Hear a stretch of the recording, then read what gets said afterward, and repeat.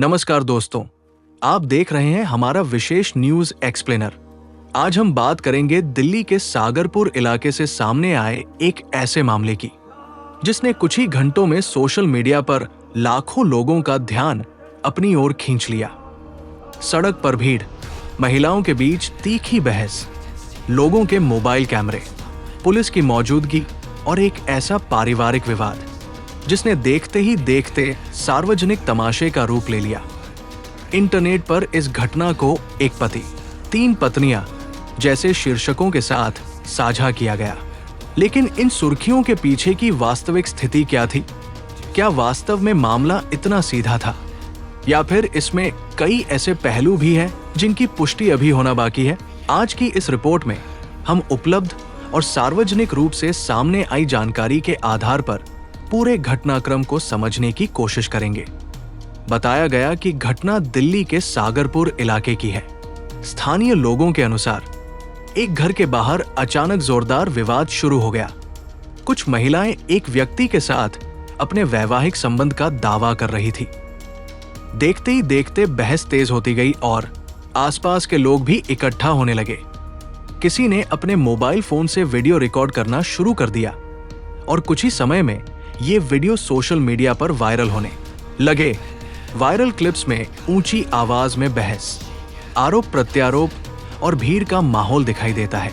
हालांकि viral video किसी भी मामले की पूरी सच्चाई नहीं बताते, इसलिए केवल वीडियो देखकर किसी निष्कर्ष पर पहुंचना उचित नहीं होता।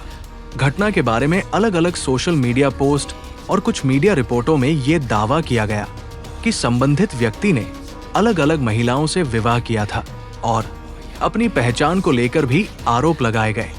लेकिन ये ध्यान रखना बेहद जरूरी है कि ऐसे दावों की पुष्टि संबंधित जांच एजेंसियों या अदालत द्वारा होना बाकी हो सकती है। किसी भी व्यक्ति को कानूनी रूप से दोषी तब तक नहीं माना जा सकता जब तक उचित प्रक्रिया पूरी न हो जाए। प्रत्यक्षदर्शियों के अनुसार सड़क पर काफी देर तक बहस चलती रही। आसपास रहने वाले लोग पहले समझ नहीं पाए कि आखिर मामला क्या है। जैसे जैसे भीड़ बढ़ी, लोगों को पता चला कि विवाद पारिवारिक रिश्तों से जुड़ा बताया जा रहा है। कई लोगों ने बीच बचाव की कोशिश की, लेकिन स्थिति जल्दी सामान्य नहीं हो सकी। बाद में पुलिस को सूचना दी गई और पुलिस टीम मौके पर पहुंची। इस तरह के मामलों में पुलिस की पहली प्राथमिकता भीड़ को नियंत्रित करना, कानून व्यवस्था बनाए रखना और ये सुनिश्चित करना होती है कि किसी भी पक्ष के साथ हिंसा या दुर्व्यवहार न हो। इसके बाद यदि कोई लिखित शिकायत दी जाती है तो उसी के आधार पर आगे की कानूनी कार्रवाई की जाती है। इसलिए किसी वायरल वीडियो के आधार पर यह मान लेना कि पूरा मामला तय हो चुका है सही नहीं है। इस घटना के वायरल होने का एक बड़ा कारण इसकी सनसनीखेज प्रस्तुति भी रही। सोशल मीडिया पर कई लोगों ने बिना तथ्य जांचे अपनी अपनी राय देना शुरू कर दी। किसी ने व्यक्ति को दोषी बताया तो किसी ने महिलाओं के दावों पर सवाल उठाए। लेकिन एक जिम्मेदार समाज में किसी भी निष्कर्ष पर पहुंचने से पहले आधिकारिक जानकारी और कानूनी प्रक्रिया का इंतजार करना आवश्यक होता है। भारत में विवाह, पारिवारिक विवाद और वैवाहिक अधिकारों से जुड़े मामलों के लिए अलग अलग कानून लागू होते हैं। यदि किसी मामले में धोखाधड़ी, पहचान छिपाने या विवाह से जुड़े किसी कानून के उल्लंघन का आरोप लगाया जाता है, यही कारण है कि किसी भी वायरल वीडियो को अंतिम सत्य नहीं माना जा सकता।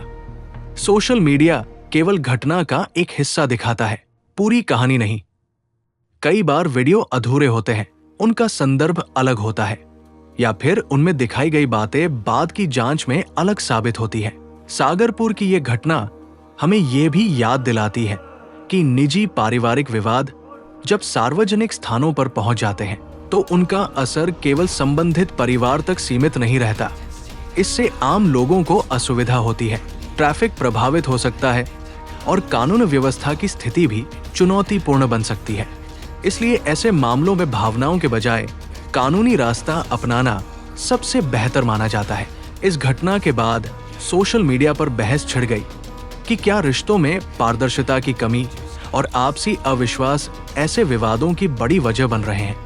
कई लोगों ने ये भी कहा कि किसी भी रिश्ते में ईमानदारी और स्पष्टता सबसे महत्वपूर्ण होती है। वहीं कुछ लोगों ने इस घटना को केवल वायरल कंटेंट की तरह देखने के बजाय इससे मिलने वाली सामाजिक सीख पर भी ध्यान देने की बात कही।